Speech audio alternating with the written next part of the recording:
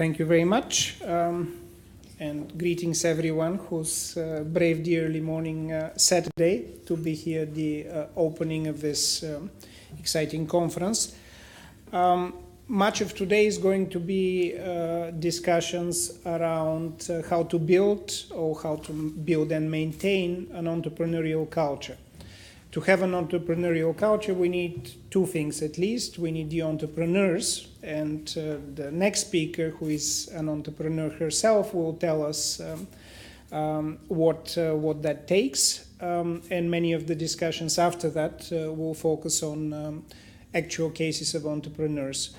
But in addition, you also need a government that is helping entrepreneurs, or at least not burdening them with additional regulation, with additional taxation, is not retarding business development. So my presentation will be mostly about the second part of what type of government a country needs in order to encourage entrepreneurship. And I will be using as illustration just a few slides from some of the latest Doing Business reports that, as was mentioned, essentially every year look at progress along a number of indicators. The exercise, actually the Doing Business exercise, is fairly straightforward. What it does is ask a series of very simple questions, namely, if you want to start your own business, what are the steps through which you establish this business, and in particular, what are the steps where you face the government, where you require some type of a government service. And then we basically measure these government services across very simple dimensions. How much do they cost? How complicated they are? So how many different agencies you need to go to? For example, how long does it take? So very, very simple, almost accounting-like exercise to get to the point, is this a friendly to business government? Is this a not so friendly to business government? So let me illustrate one of the components of this Doing Business exercise, which is if you want to register property. So you may be buying property in order to establish a business in it, for example. What does it take to do this in Greece? And this is Athens specifically. And then it turns out by law, by regulation, so this is how the government has designed it, you basically have 10 different steps that you follow in order to do this process. And we know how long it takes. We know how much it costs in terms of the value of the property. So basically, if you were to go through this exercise in Greece or in any other of 190 countries around the world, we can tell you exactly how to go about that. So that's useful, just as a point of reference, a data point.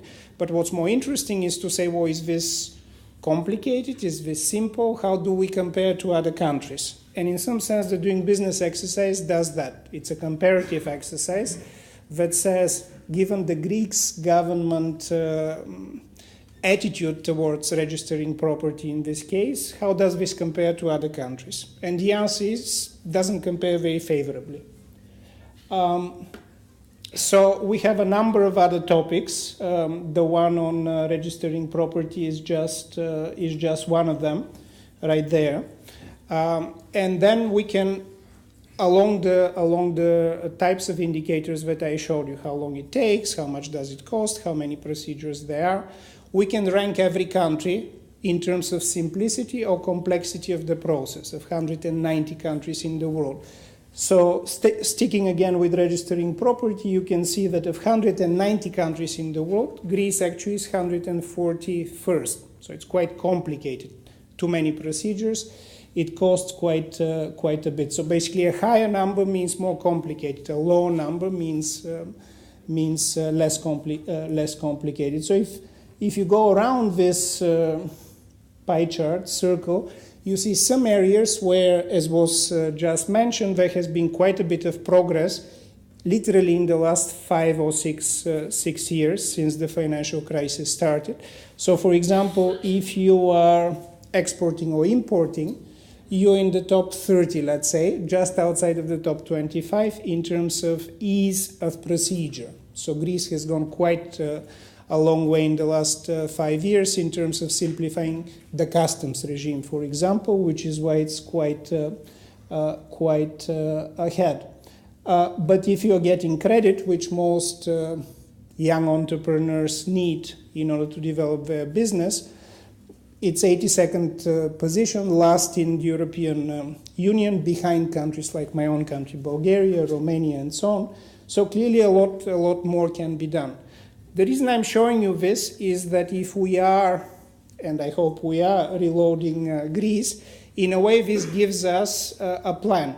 Which are the areas where we can encourage the government, push the government to do reform. So it gives us a process for which not just for individual businesses, but for the business community as a whole, improvement can be made. And every year, by the way, this was cited already at the introduction, we have this annual, or the World Bank has this annual ranking of countries where it's easiest to do business and where it's more complicated to do business.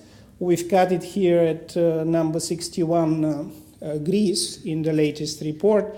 Actually, the next report is coming just in 4 days' time, so it would be interesting to see whether in the last few months Greece has improved or not. I'll give you a hint, it actually has not improved.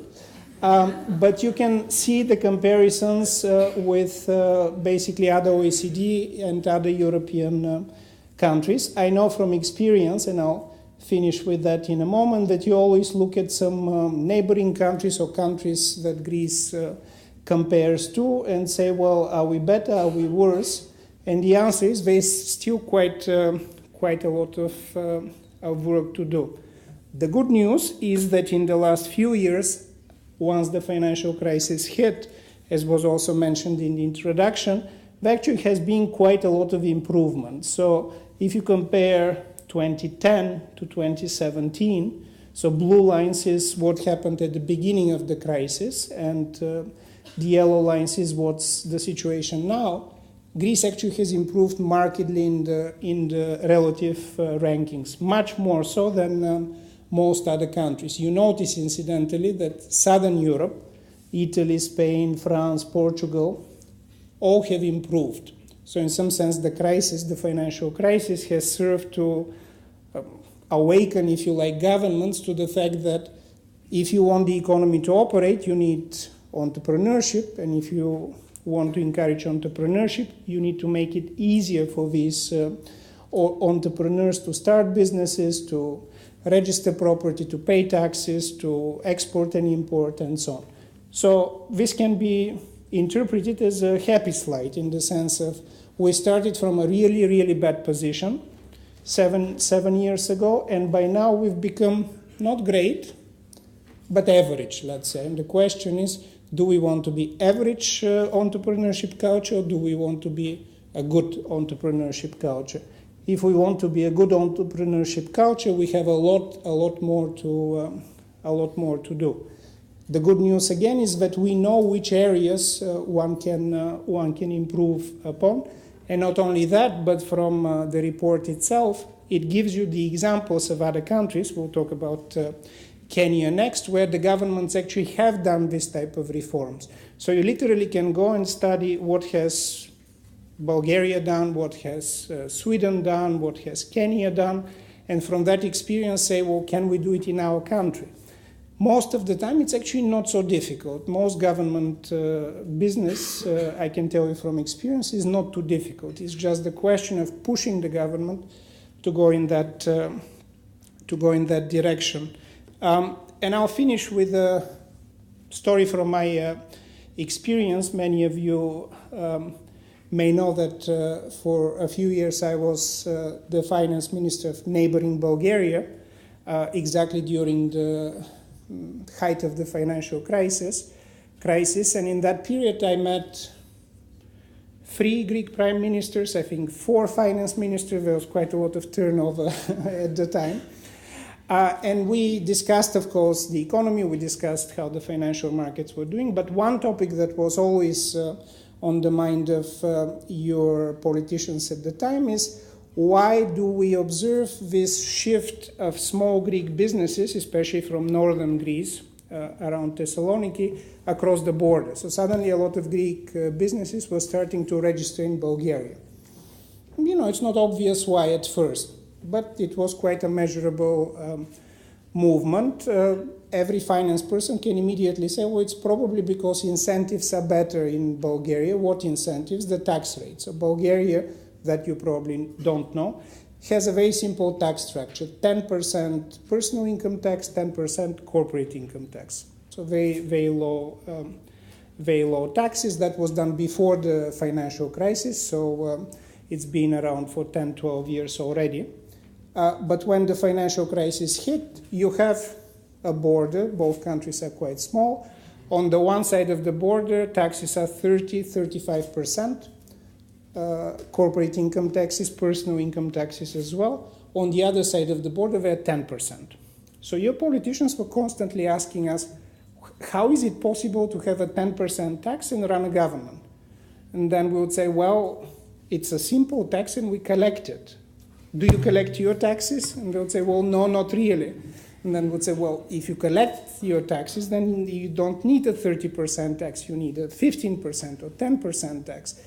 And throughout the 4 years that I was in government, we constantly went through this exercise of, is it possible to collect taxes? And I don't think that I managed at the time, at least, to convince your politicians that actually it is possible to collect taxes. And if you do that, then you don't have to have high taxes. But this is one of the cultural elements of fiscal policy, that you can go with low taxes, and that would help you tremendously in terms of encouraging entrepreneurship, if you actually collect them for everybody and from everybody. But if you're a government that collects from some but not from others, and if that discretion, let's say, is somehow predicated on some of these businesses are our friends, so let's not collect, some of these businesses are not our friends, so let's collect, well, that becomes an issue for entrepreneurship, because typically entrepreneurs start small, they're not related to the government, and this is exactly who you end up hitting with very large taxes.